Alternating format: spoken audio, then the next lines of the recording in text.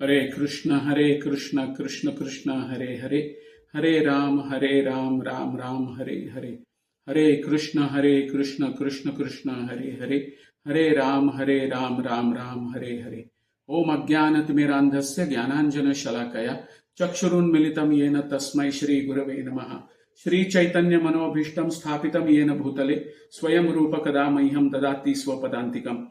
वन्देऽहं श्रीगुरो श्रीयुतापदकमलं श्रीगुरून् वैष्णवांश्च श्रीरूपं सागरजातं सहगण रघुनाथान्वितं तं सजीवं साद्वैतं सावधूतं परिजनसहितं कृष्ण चैतन्य देवं श्री राधा कृष्ण पादान् सहगण ललिता श्री विशाखान्वितांश्च नमः। ओम विष्णुपादाय कृष्ण पृष्ठाय भूतले श्रीमते भक्ति वेदांत स्वामी नीति नामिने नमस्ते सारस्वते देवे गौरवाणी प्रचारिणे निर्विशेष शून्यवादी पाश्चात्य देश तारिणे। जय श्री कृष्ण चैतन्य प्रभु नित्यानंद श्री अद्वैत गदाधर श्रीवासादि गौर भक्त वृंद। हे कृष्ण करुणा सिंधु दीन बंधु जगतपते गोपेश गोपिका कांत राधा कांत नमोस्तुते। तप्त कांचन गौरांगी राधे वृंदावनेश्वरी वृषभानुसुते देवी प्रणमामि हरिप्रिये। जय श्री कृष्ण चैतन्य प्रभु नित्यानंद श्री अद्वैत गदाधर श्रीवासादि गौर भक्त वृंद। हरे कृष्ण कृष्ण कृष्ण हरे हरे, हरे राम राम राम हरे हरे। हरे कृष्ण हरे कृष्णा। भक्तिशास्त्रीच्या या पुढच्या धड्यामध्ये म्हणजे लेसन क्रमांक 11वा धडा याच्यामध्ये उपस्थित सर्व भक्तांचं हार्दिक स्वागत आहे।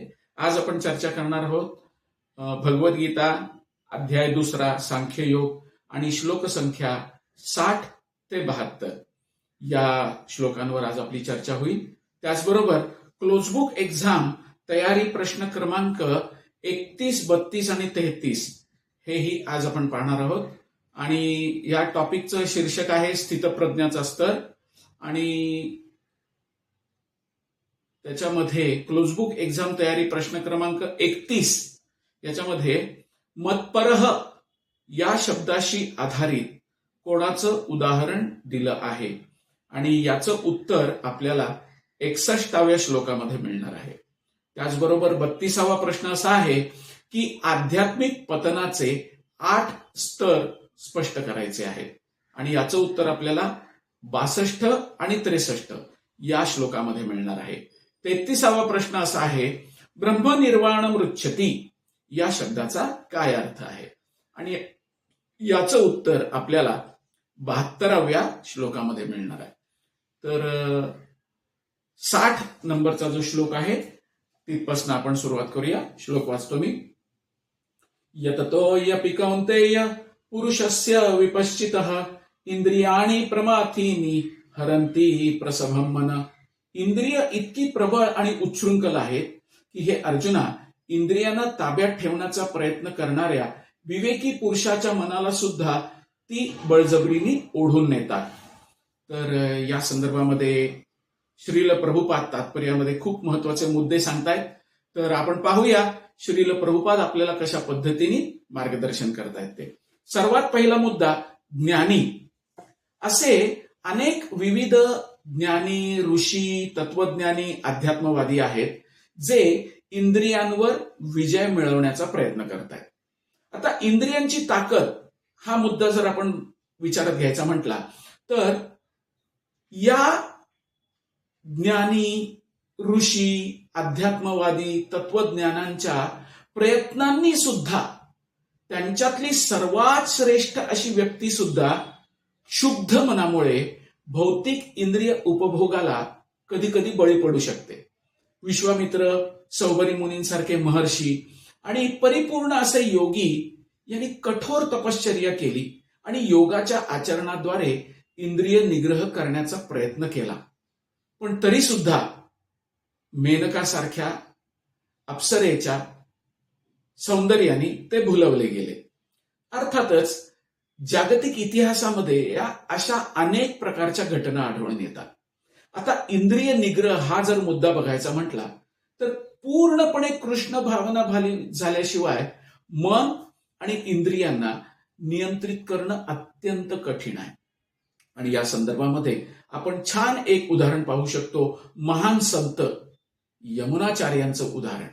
आणि त्याचबरोबर पुढचा मुद्दा असा निर्माण होतो की कृष्ण भावना काय आहे, तर मनाला श्रीकृष्णांच्या चरणी पूर्णपणे रममाण केल्याशिवाय अशा भौतिक कार्यांमधून निवृत्त होणं हे मनुष्याला अशक्यप्राय. कृष्ण भावना इतकी दिव्य गोष्ट आहे की भौतिक उपभोगाबद्दलची जी रुची आहे ना, ती आपोआप ती नाहीशी करून टाकते. म्हणजेच यात एक उपमा अशी देता येईल आपल्याला की एखाद्या भुकेलेल्या मनुष्याने पुरेपूर पौष्टिक अन्न पदार्थ खाऊन आपली भूक भागवल्याप्रमाणे ही कृष्ण भावना आहे. याबरोबर एक छान असं उदाहरण श्रीमद भागवतम मध्ये आपल्याला पाहायला मिळतं महाराज अंबरीश यांचं. यांनी काय केलं, सवयी मन कृष्ण पदार विंदयो हा श्लोक आहे तो, की त्यांनी त्यांचं मन केवळ कृष्ण भावनेमध्ये रममाण झाल्यानेच त्यांनी महान योगी दुर्वास मुनी यांच्यावर सुद्धा विजय प्राप्त केला. तर हे महान संत जे आहेत यमुनाचार्य, तर त्यांनी एक प्रत्यक्ष उदाहरण दिलंय. आणि ते काय म्हणतात, तर एक छान श्लोक ते सांगतात आपल्याला. आणि तो श्लोक प्रभुपादांनी या तात्पर्यामध्ये कोट केलेला आहे.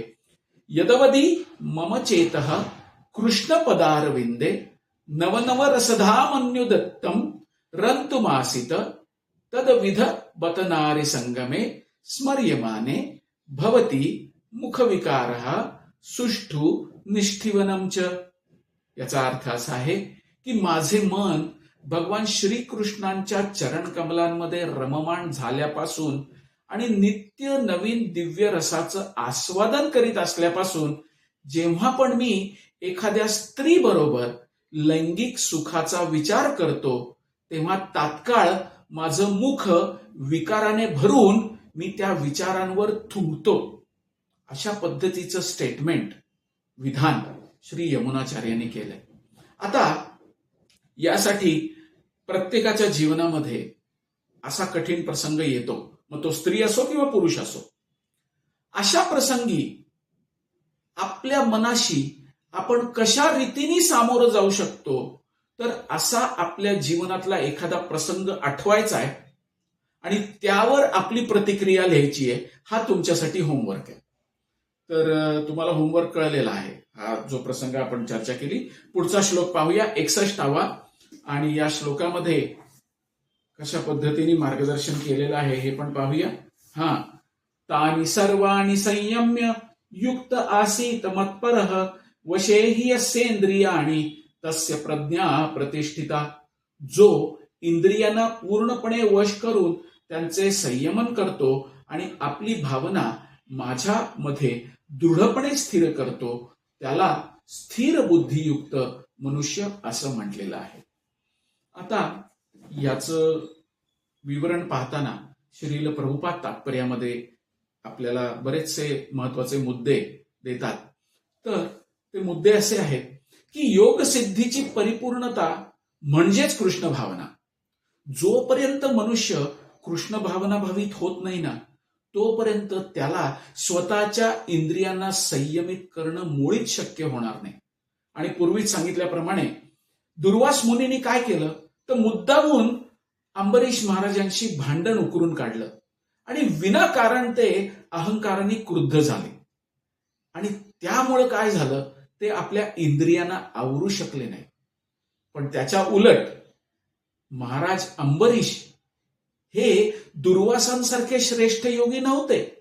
पण महत्वाचा मुद्दा आहे की ते श्रेष्ठ कृष्ण भक्त होते. आणि त्यांनी दुर्वासांनी जो केलेला अन्याय होता तो शांतपणे सहन केला. आणि याचा परिणाम काय झाला, तर अंतिमतः महाराज अंबरीश विजयी ठरले. आता या ठिकाणी मत्परः हा शब्द अत्यंत महत्वपूर्ण आहे. तर अंबरीश महाराज भगवंतांच्या इच्छा पूर्ण करण्यातच त्यांनी आपली सर्व इच्छा अर्पण केलेली होती. आणि या गुणामुळे ते भगवंतांचा मत्परः अशा श्रेणीचा भक्त बनण्यासाठी पात्र ठरले. भगवान श्रीकृष्णांच्या भक्तिपूर्ण सेवेनीच आणि त्याच्या प्रभावानीच केवळ इंद्रियांचं पूर्णपणे संयमन करणं शक्य आहे. आणि महाराज अंबरीश ही आपली इंद्रिय संयमित करू शकले याचं श्रीमद भागवतम मध्ये वर्णन येतं. 9वा स्कंध 4था अध्याय आणि 18, 19, 20 या श्लोकांमध्ये हे वर्णन सांगण्यात आलेलं आहे. तर हे श्लोक आपण पाहूया. तर ते श्लोक असे आहेत की सवै मन कृष्ण पदारविंदयोर वचांसी वैकुंठ गुणानुवर्णने करौ हरेर मंदिर मार्जनादिषु श्रुतिं चकाराच्युत सत्कथोदये मुकुंद लिंगालय दर्शने दृशा तद्भृत्य गात्र स्पर्शे संगमम घ्राणं च तत्पाद सरोज सौरभे श्रीमत्तुलस्या रसनां तदर्पिते पादौ हरे क्षेत्र पदानुसपर्णे शिरो हृषिकेश पदाभिवंदने कामं च दास्येन तु काम्य काम्यया यथोत्तम श्लोक जनाश्रय रतिः. अशा पद्धतीचे हे 3 श्लोक आहेत. हे संपूर्णपणे महाराज अंबरीशांचं गुणानुवर्णन करतात. काय की धगधगता अग्नी आणि भगवान विष्णू, ज्याप्रमाणे धगधगता अग्नी खोलीतल्या सर्व गोष्टी जाळून टाकतो ना, त्याचप्रमाणे योग्याच्या हृदयामध्ये स्थित असणारे भगवान विष्णू सर्व प्रकारची अशुद्धता जाळून टाकतात. हा मुद्दा यातनं आपण समजून घ्यायचा आहे. आता आपण पाहूया योगाचा अंतिम उद्देश काय आहे. तर योगसूत्र सुद्धा शून्याचं नाही, तर श्री विष्णूंचं ध्यान करण्यासाठी आपल्याला मार्गदर्शन करतात. तथाकथित योगी जो विष्णू स्तरावर नसणाऱ्या कोणत्या तरी गोष्टीचं ध्यान करतो, तो केवळ आभासपूर्ण अशा गोष्टीचं व्यर्थ ध्यान करत असतो आणि तो आपला वेळ निव्वळ वाया घालवत असतो आणि अमूल्य जीवन वाया घालवत असतो. तर भगवंतांवर आसक्त होऊन कृष्ण भावना भावित झालं पाहिजे. वास्तविक योगाचा हाच अंतिम उद्देश आहे. योगिनाम अपि सर्वेषां मद्गतेनांतरात्मनः श्रद्धावान भजते यो माम समयुक्त तमोमतः. असं भगवान श्रीकृष्ण आपलं वैयक्तिक मत स्पष्ट करतात भगवद्गीतेमध्ये. आता त्यानंतर आपण पाहूया की श्रील प्रभुपाद गुरु महाराज यांचा आपल्या सर्वांप्रती काय भाव आहे, त्यांचा मूड काय आहे, त्यांचं मिशन काय आहे, आपण कसं वागलं पाहिजे आणि त्यांना आपल्याकडनं काय अपेक्षित आहे, हे जे आहे ना, हे तुम्ही सर्व आपल्या शब्दांमध्ये लिहायचंय. हा तुमच्यासाठी होमवर्क आहे. तुम्ही पुन्हा एकदा मागे जाऊन हे वाचा आणि प्रभुपाद आणि गुरु महाराज यांचा मूड आणि मिशन काय आहे हे तुम्ही समजून घेऊन त्याचं उत्तर तुम्ही आपल्या डायरीमध्ये लिहायचं आहे. तर पुढच्या श्लोकाकडे जाऊया आपण. 62 क्रमांकाचा श्लोक.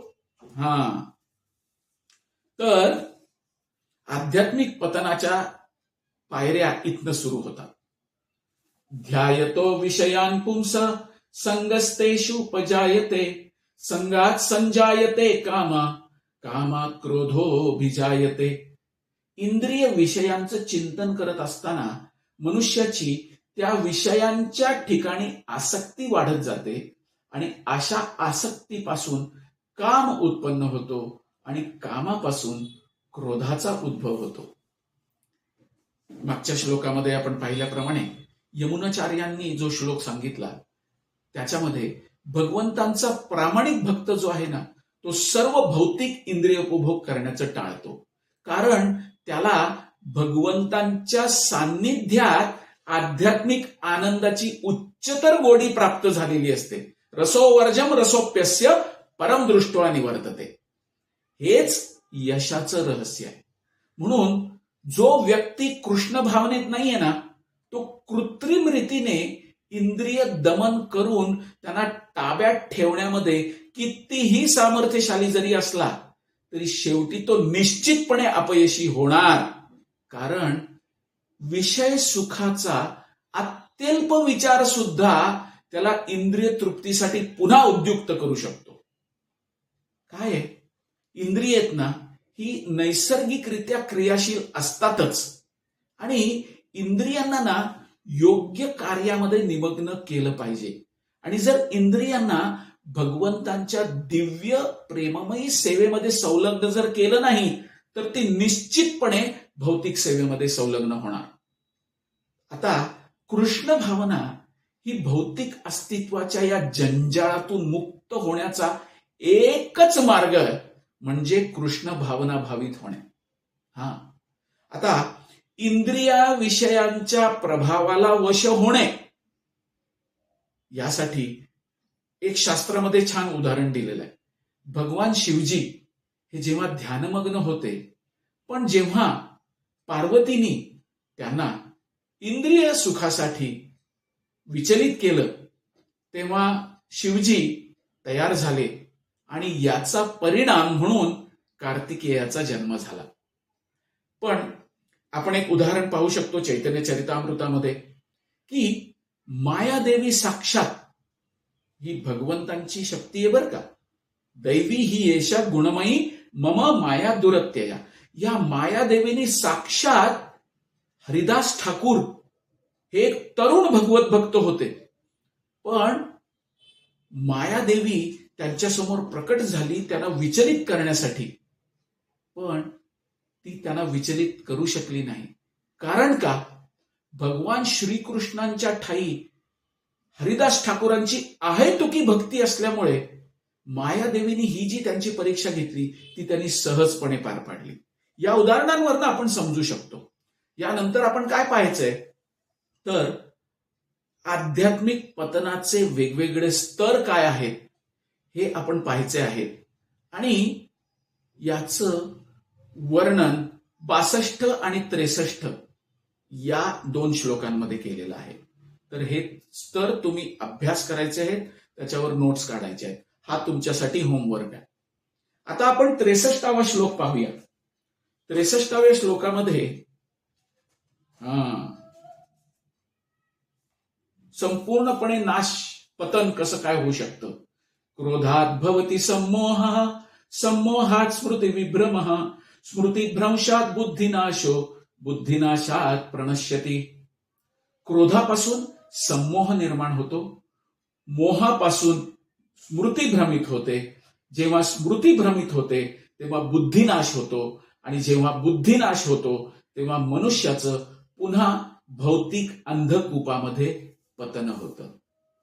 तर अशा पद्धतीने मागच्या श्लोकामध्ये 4 स्टेज सांगण्यात आलेले आहेत आणि या श्लोकामध्ये 4 स्टेज सांगण्यात आलेले आहेत.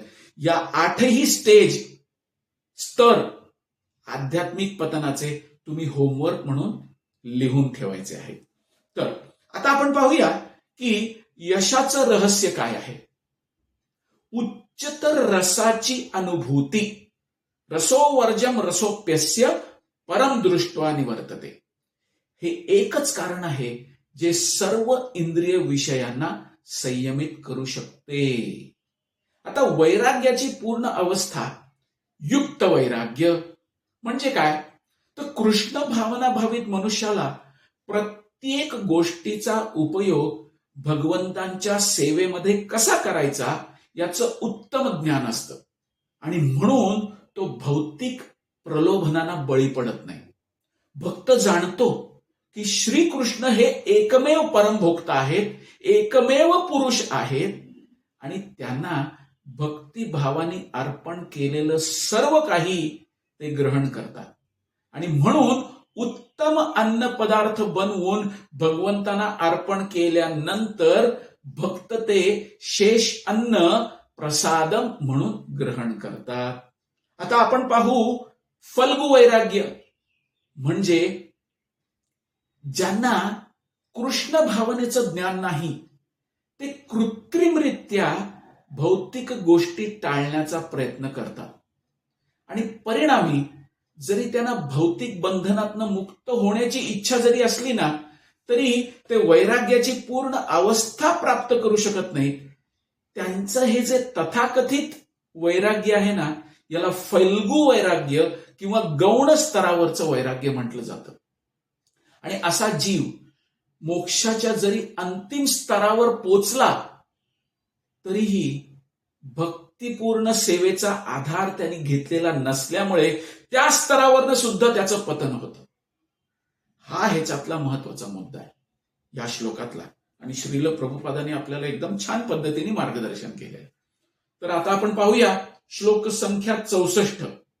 रागद्वेषु विमुक्तैस्तु विषयानिंद्रियैश्चरन् आत्मवश्यैर्विधेयात्मा प्रसादम अधिगच्छति. पण आसक्ती आणि अनासक्ती यांच्यापासून मुक्त असणारा आणि स्वातंत्र्याच्या नियामक तत्वानुसार इंद्रियांना नियंत्रित करण्यामध्ये समर्थ असणारा मनुष्य भगवंतांची पूर्ण कृपा प्राप्त करू शकतो. काय आहे की पूर्णपणे कृष्ण भावना भावित असलेला मनुष्य आसक्ती आणि अनासक्ती याच्यापासून मुक्त असतो. कारण इंद्रिय ही भगवंतांच्या दिव्य सेवेमध्ये त्याची संलग्न झालेली असतात आणि श्रीकृष्णांच्या मार्गदर्शनानुसारच कार्य ही भावना म्हणजे भगवंतांची अहेतुकी कृपा आहे.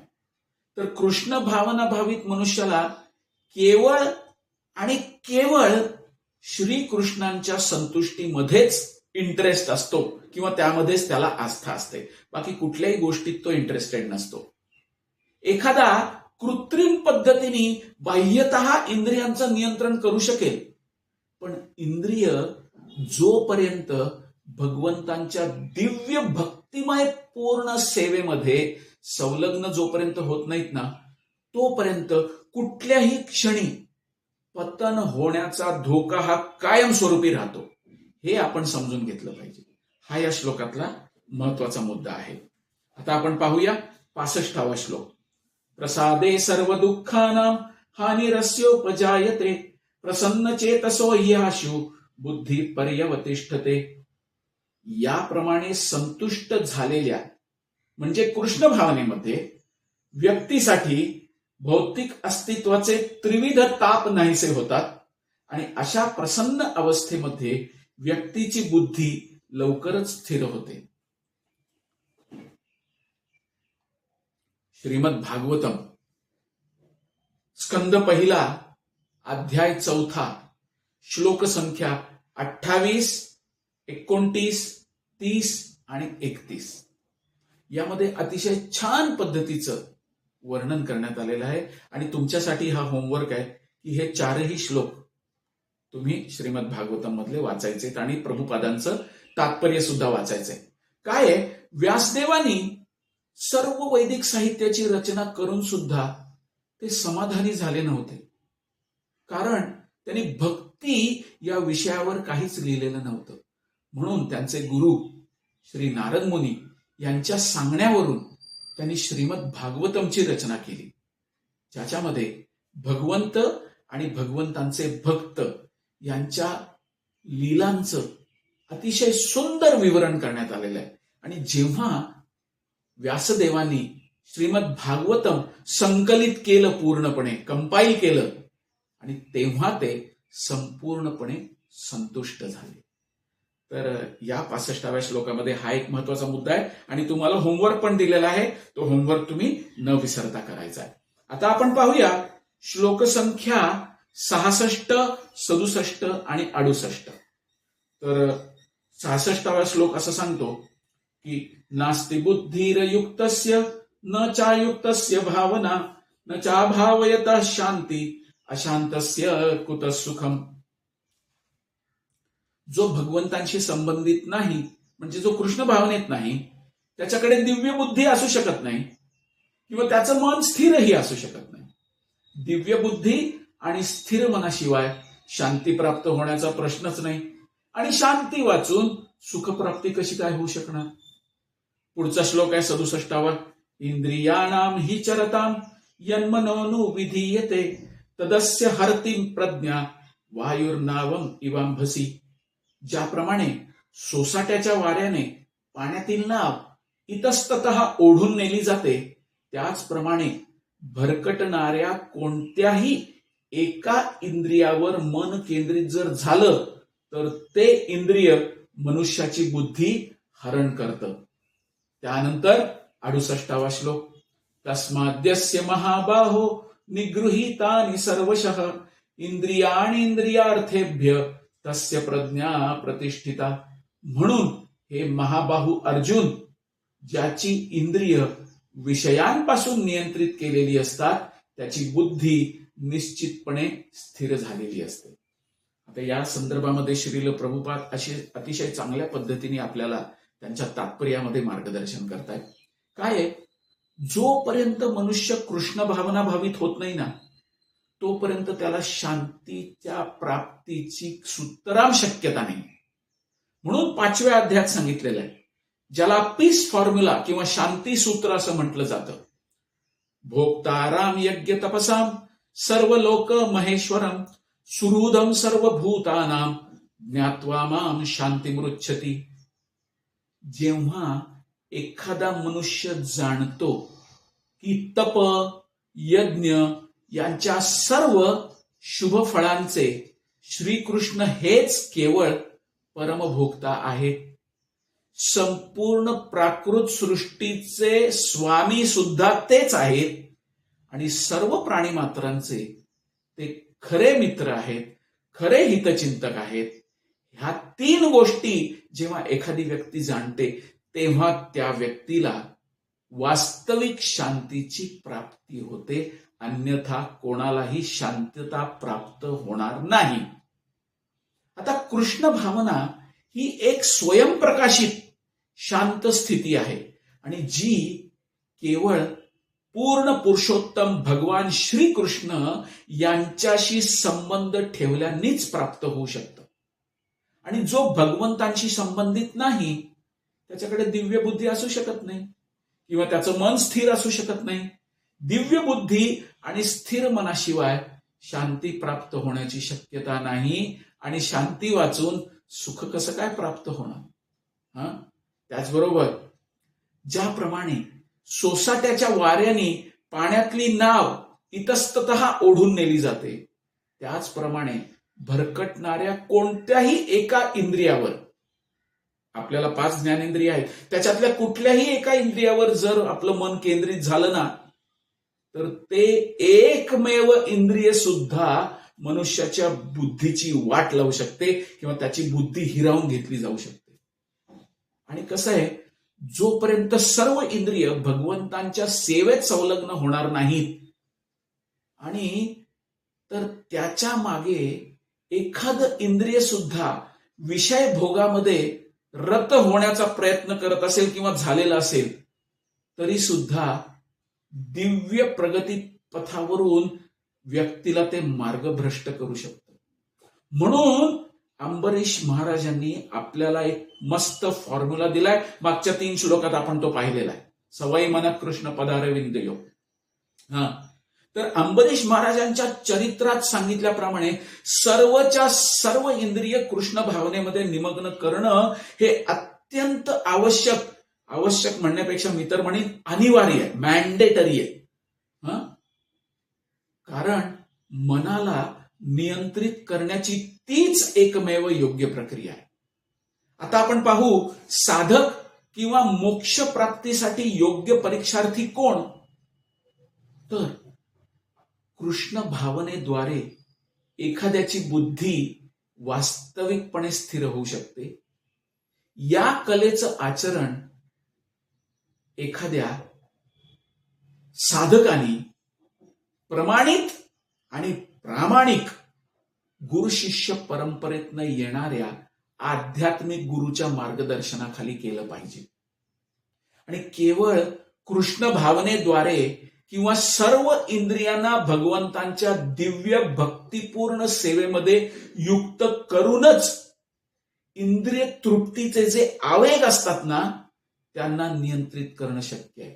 ज्याला क्रेविंग असं म्हटलं जातं. हे क्रेविंग जे आहे, हे आवेग जे आहेत, जे इंद्रिय तृप्तीचे आवेग आहेत ना, यांना भगवंतांच्या सेवेत लावल्याशिवाय हे क्रेविंग पासून आपली सुटका नाही. तर प्रबळ शक्तीने ज्याप्रमाणे आपण शत्रूचं दमन करू शकतो ना, त्याचप्रमाणे इंद्रिय सुद्धा नियंत्रित केली जाऊ शकतात. पण त्याच्यासाठी आपल्याला शक्तीची नाही, कृष्ण भावनेची आवश्यकता आहे. त्याशिवाय किती प्रयत्न करण्याचा प्रयत्न करा, किती प्रयत्न करा, इंद्रियांना तुम्ही नियंत्रणामध्ये ठेवू शकणार नाही. पण जर एखाद्याने कृष्ण भावनेचा स्वीकार केला तर अगदी सहजपणे तो इंद्रियांना संयमित करू शकतो. हे महत्वाचे मुद्दे या श्लोकात आपल्याला 3 श्लोकामध्ये आढळतात. तर आता आपण पाहूया पुढचा श्लोक 69वा. या निशा सर्वभूतानां तस्यां जागर्ति संयमी यस्यां जागृती भूतानि सा निशा पश्यतो मुनेः. भगवान श्रीकृष्ण भक्त लोक आणि कर्मी लोक किंवा भौतिकतावादी लोक यांच्यातला फरक दाखवत आहेत. आणि या ठिकाणी आपण पाहूया, सर्व जीवांसाठी जी रात्र असते ती आत्मसंयमी मनुष्याच्या जागृतीची वेळ असते आणि सर्व जीवांसाठी जी जागृतीची वेळ असते त्यावेळेस हे जे भक्त असतात हे आत्मपरीक्षण करत असतात. त्यामुळे त्यांच्यासाठी ही आत्मनिरीक्षण करणाऱ्या मुनींसाठी ही रात्र असते. आता आपण पाहू दोघांमध्ये काय फरक आहे. कर्मी भौतिकतावादी मनुष्यांना ना आत्मसाक्षात्काराविषयी अज्ञान असल्यामुळे रात्रीच्या वेळेस ते गाढ झोपलेले असतात.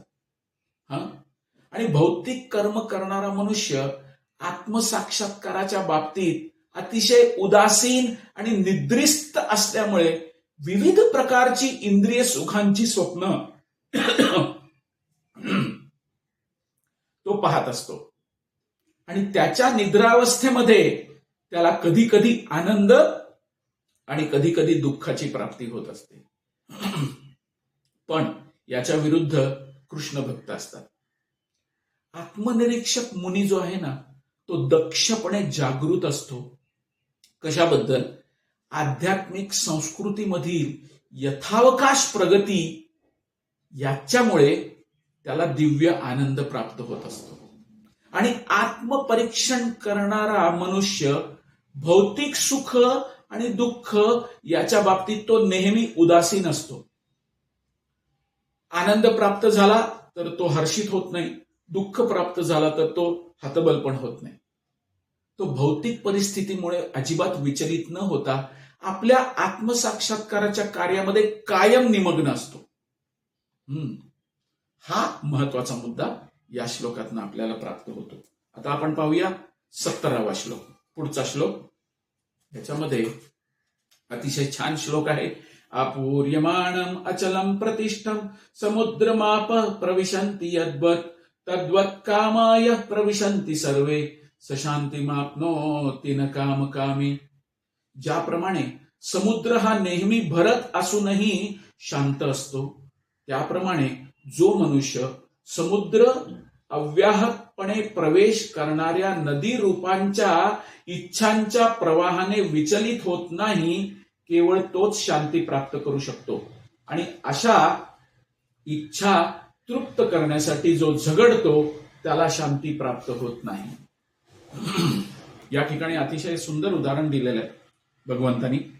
विशाल समुद्र, जरी समुद्र नेहमी भरलेला असला, विशेषतः पावसाळ्याच्या दिवसात तो नेहमी अधिक अधिक पाण्याने भरला जात असतो, तरीही समुद्र तसाच शांत किंवा स्थिर राहतो. तो खवळून जात नाही किंवा आपल्या तीराच्या मर्यादा ओलांडूनही जात नाही. आणि कृष्ण भावनेत स्थिर झालेल्या मनुष्याच्या बाबतीतही हीच गोष्ट सत्य आहे. काय? जोपर्यंत एखाद्याला भौतिक शरीर आहे ना तोपर्यंत इंद्रिय तृप्तीच्या शरीराच्या मागण्या या चालूच राहणार आहेत. तरी सुद्धा भक्त हा बुद्धीनी विचारांनी परिपूर्ण असल्यामुळे तो अशा इच्छांनी विचलित होत नाही. कृष्ण भावना भावित मनुष्याला कुठल्याही गोष्टीची कधी अत्यावश्यकता नसते, कारण भगवंत त्याच्या सर्व भौतिक गरजा पुरवत असतात. योगक्षेमम वहाम्यहम. तर समुद्रामध्ये प्रवेश करणाऱ्या नद्यांप्रमाणे त्याच्या मनात इच्छा येत सुद्धा असतील, पण तो आपल्या कर्तव्यामध्ये दृढ असतो. इंद्रिय तृप्तीच्या अशा इच्छांनी तो कधीही विचलित होत नाही. आणि हेच कृष्ण भावना भावित मनुष्याचं प्रमाण आहे. बॅरोमीटर म्हणू शकतो आपण त्याला. त्याच्याकडे जरी इच्छा असल्या तरी त्याची भौतिक इंद्रिय तृप्ती करण्याची प्रवृत्ती पूर्णपणे नष्ट झालेली असते. तो भगवंतांच्या दिव्य भक्ती सेवेमध्ये तृप्त असल्या कारणाने नेहमी समुद्राप्रमाणे स्थिर आणि आनंदी राहू शकतो. म्हणून तो पूर्ण शांतीचा आनंद घेऊ शकतो. आता इतर लोकांबद्दल पाहायचं म्हटलं तर आपण पाहूया की ज्यांना भौतिक यशच काय तर मोक्षाचीही कामना असते ना, ते सुद्धा कधीही शांती प्राप्त करू शकत नाही.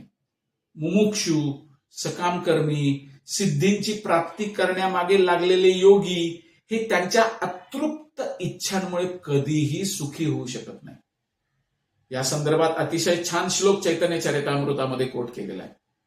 भुक्ती मुक्ती सिद्धी कामी सकले अशांत, कृष्ण भक्त निष्काम अतएव शांत. तर हा एक महत्वाचा मुद्दा या श्लोकातनं आपण तात्पर्यातनं श्रील प्रभुपादांनी सांगितल्याप्रमाणे पाहू शकतो. पुढचा श्लोक पाहूया आपण 71वा. विहाय कामान्य सर्वान् पुमांश्चरति निःस्पृहः निर्ममो निरहंकारः सशांतीम अधिगच्छति. ज्या मनुष्याने इंद्रिय तृप्तीच्या सर्व इच्छांचा त्याग केला आहे, जो निस्पृह अथवा इच्छारहित जीवन जगत आहे, ज्यांनी पूर्णपणे स्वामित्वाच्या भावनांचा त्याग केला आहे, ज्याच्या ठिकाणी मिथ्या अहंकार नाही, तोच केवळ वास्तविक शांती प्राप्त करू शकतो. तर या ठिकाणी कृष्ण भावनेची परिपूर्ण स्थिती याचं वर्णन करण्यात आलंय. म्हणजे काय तर निस्पृह किंवा इच्छारहित होणं म्हणजे इंद्रिय तृप्ती करता कशाचीही इच्छा न करणे हे होय. दुसऱ्या शब्दात सांगायचं झालं तर कृष्ण भावना भावित होण्याची इच्छा करणं म्हणजे वास्तविकपणे निस्पृह होणं. आपण स्वतः म्हणजे भौतिक शरीर आहोत असा खोटा दावा न करता आणि जगातील कोणत्याही गोष्टीवर स्वामित्वाचा हक्क न सांगता आपलं मूळ स्वरूप म्हणजे श्रीकृष्णांचा नित्य सेवक याची जाणीव होणं ही आहे कृष्ण भावनेची परिपूर्ण स्थिती. आता जीव इच्छारहित किंवा भावना शून्य असा असूच शकत नाही. त्यांनी आपल्या इच्छांची ना गुणात्मकता बदलणं हे आवश्यक आहे. जीवाची सनातन स्वरूप स्थिती आहे ना, ही कधीच श्रीकृष्णांच्या बरोबरीची किंवा त्यांच्यापेक्षा उच्च होऊ शकत नाही. कधीही जीवात्मा कृष्णांच्या बरोबर किंवा त्यांच्यापेक्षा उच्च स्तरावर कधीही जाऊ शकत नाही.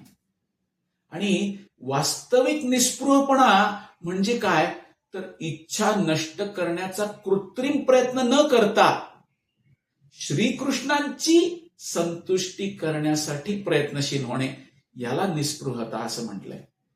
भौतिकदृष्ट्या इच्छारहित मनुष्य असलेला मनुष्य निश्चितपणे जाणतो की सर्व काही श्रीकृष्णांच्या आधिपत्याखाली आहे.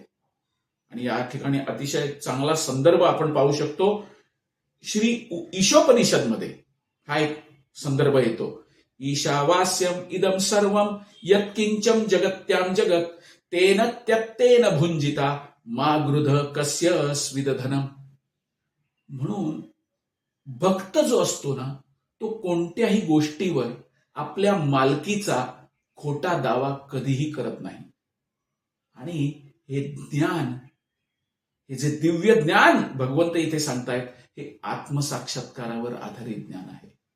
तर या श्लोकातनं हे महत्वाचे मुद्दे आपल्याला श्रील प्रभुपाद इथे सांगून देत आहेत. आपण पाहूया आता या अध्यायाचा शेवटचा श्लोक, 72वा श्लोक. एषां ब्राह्मी स्थिती पार्थ नैनां प्राप्य विमुह्यति स्थित्वा स्यामंत कालेपि ब्रह्मनिर्वाण मृच्छति. आध्यात्मिक आणि दिव्य जीवनाचा हाच मार्ग आहे आणि याची प्राप्ती झाल्यावर मनुष्य मोहित होत नाही, मनुष्याच्या शेवटच्या क्षणीही जर एखाद्या याप्रमाणे स्थित असेल तर तो भगवत धामात प्रवेश करू शकतो. काय आहे की भगवत धाम आणि भगवंतांची भक्तिपूर्ण सेवा ह्याच्यामध्ये काहीही फरक नाहीये. आपण भौतिक जगतनं मुक्त होणार आणि भगवत धामात जाणार. भौतिक जगतात असताना सुद्धा भगवान श्रीकृष्णांची भक्तिपूर्ण सेवा करणार आणि भगवत धामात गेल्यावर सुद्धा तीच भक्तिपूर्ण सेवा कंटिन्यू करणार. म्हणून ह्याच्यात काही फरक नाही. काय आहे, भक्तिपूर्ण सेवा आणि भगवत धाम दोन्हीही हे परम किंवा आध्यात्मिक स्तरावर असल्यामुळे भगवंतांच्या दिव्य भक्तिपूर्ण सेवेमध्ये संलग्न होणं म्हणजेच भगवत धामाची प्राप्ती केल्यासारखंच आहे. त्यामुळे भक्त हा इथे असो किंवा भगवत धामात असो तो मुक्त असतो. ही ब्रह्मनिर्वाणाची स्थिती आहे. जे आध्यात्मिक दृष्ट्या प्रगत आहेत ना त्यांच्यासाठी भौतिक जीवनानंतर निराळं असं दुसरं जीवन हे भगवत धामात असतं, पण ते दोन्ही सेम असतं. या जीवनाचा अंत होण्यापूर्वी सुदैवाने जर एखादा कृष्ण भावना भावित झाला तर त्याला त्वरित ब्रह्मनिर्वाणाची स्थिती प्राप्त होते. आणि ही स्थिती काय आहे? कृष्ण भावनेची प्राप्ती म्हणजेच ब्रह्मनिर्वाणाची स्थिती. या जीवनात सुद्धा कृष्ण भावनेची प्राप्ती म्हणजेच त्वरित ब्रह्मप्राप्ती आहे. आणि जो व्यक्ती कृष्ण भावनेत स्थित आहे त्यांनी निश्चितपणे आधीच भगवत धामात प्रवेश केलेला आहे. ब्रह्मस्थिती किंवा ब्राह्मी स्थिती म्हणजे काय तर याचं उदाहरण आपण पाहू शकतो किंवा याचं विश्लेषण आपण करू शकतो की भौतिक कर्माच्या स्तरावर तो नसतो. भगवद्गीतेमध्ये भगवंतांच्या भक्तिपूर्ण सेवेचा मोक्ष अवस्था म्हणून स्वीकार करण्यात आलेला आहे. सगुणान समतीत्यैतान ब्रह्मभूयाय कल्पते. ही म्हणजे ब्राह्मी स्थिती आहे, म्हणजे भौतिक बंधनातनं मुक्तता. श्रीकृष्णांना शरण जाऊन खटवांग महाराजांनी जीवनाच्या या स्थितीची प्राप्ती आपल्या मृत्यूच्या काही क्षणापूर्वी केली. खटवांग महाराजांना त्यांनी देवी देवतांना खूप मदत केली आणि त्यामुळे सर्व देवी देवता त्यांच्यावर प्रसन्न झाले होते. आणि त्यांनी विचारलं तुम्हाला काय पाहिजे तर खटवांग महाराजांनी विचारलं किती आयुष्य माझं शिल्लक आहे. तर देवी देवतांकडे दिव्यदृष्टी असल्यामुळे त्यांनी पाहिलं. ते म्हणले काही क्षण तुमच्यासाठी शिल्लक आहे, काही क्षणात तुमचा मृत्यू होणार आहे. मग खटवांग महाराजांनी काय केलं? तत्क्षणी सर्व गोष्टींचा त्याग केला आणि संपूर्णपणे भगवान श्रीकृष्णांची तात्काळ शरणागती स्वीकारली आणि मृत्यूनंतर तात्काळ ते भगवत धामात गेले. ही स्थिती जी आहे ना ही ब्राह्मी स्थिती आहे. सगुणान समतीत्यैतान ब्रह्मभूयाय कल्पते. तर भौतिक जगताच्या जीवनाचा अंत करण्याचा हा एक विशेष मार्ग आहे कृष्णांना शरण जाणे. तर या ठिकाणी हा अध्याय संपूर्ण होतोय आणि हा श्लोकही संपूर्ण होतोय. तर ग्रंथराज श्रीमद भगवत गीता की जय. श्रील प्रभुपाद की जय. निताई गौर प्रेमानंदे. हरी हरी बोल. या ठिकाणी हे धड्याचं निरूपण मी थांबवतो. धन्यवाद.